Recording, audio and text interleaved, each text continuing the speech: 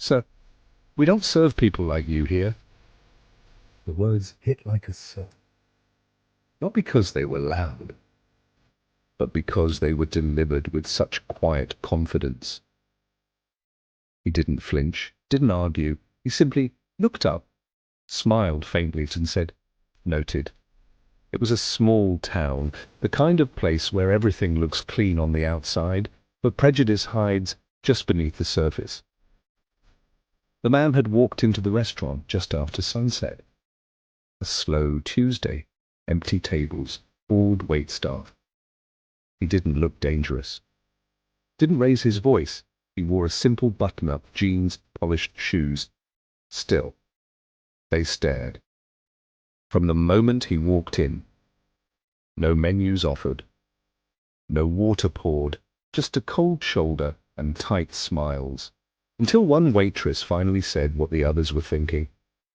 "We're full. You'll have to leave," despite the obvious empty tables behind her. He stood there, quiet, Looked around the room, made eye contact with a child at another table. who didn't look afraid, just curious. He nodded politely, turned, and walked out. Outside, the wind had picked up, but he didn't seem rushed. He pulled out his phone, not to call anyone, Not to record a viral video, but to check the time. He had no expression, only a quiet, simmering stillness. like a storm waiting to choose where to strike. Minutes passed, then hours. At 9:02 p.m. the restaurant's lights were still on, staff beginning to clean up, laughing inside. Still unaware of what was coming. When he walked back in, the tone shifted. This time he wore a dark, tailored suit. No jacket, just crisp, elegant black on black. A different man, but the same face. The hostess tried to stop him. "Excuse me, sir, we're closed."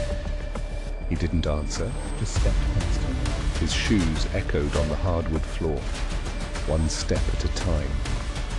He placed an envelope on the counter. Everyone froze.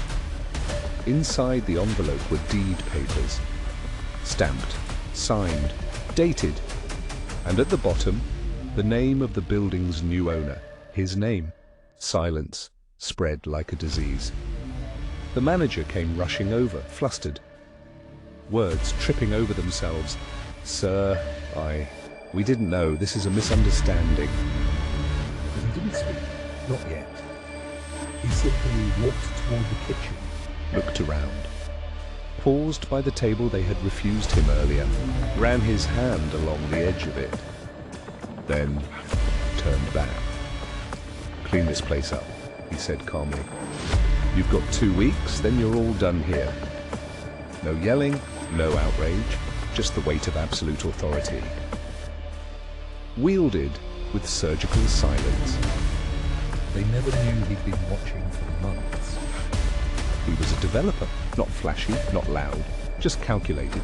He'd bought the strip after hearing repeated complaints from locals. Not just about bad service, but about targeted discrimination. He didn't want lawsuits and he wanted accountability, but he also wanted to see it with his own eyes. So he dressed down, walked in, and gave them a chance to be decent. They failed. The restaurant closed 3 weeks later. New sign, new staff, same building, but everything changed. Some of the employees found new jobs, others didn't, but they all remembered the man in the suit, the one they turned away. Because of his skin? And the one who never raised his voice, even though he held their futures in his hands.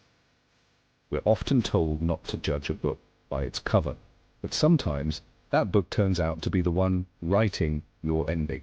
He came in quietly and walked out owning everything they thought he could never have. They saw a black man with no status, No threat. no voice, What they missed was power and silence. and the kind of justice that doesn't scream. It waits, because truth doesn't knock twice. Enters, takes a seat. and lets the guilty serve themselves. This was a trace of truth, left by a man who knew his worth long before anyone else did. The world will try to measure you by what it sees, but power doesn't always show itself.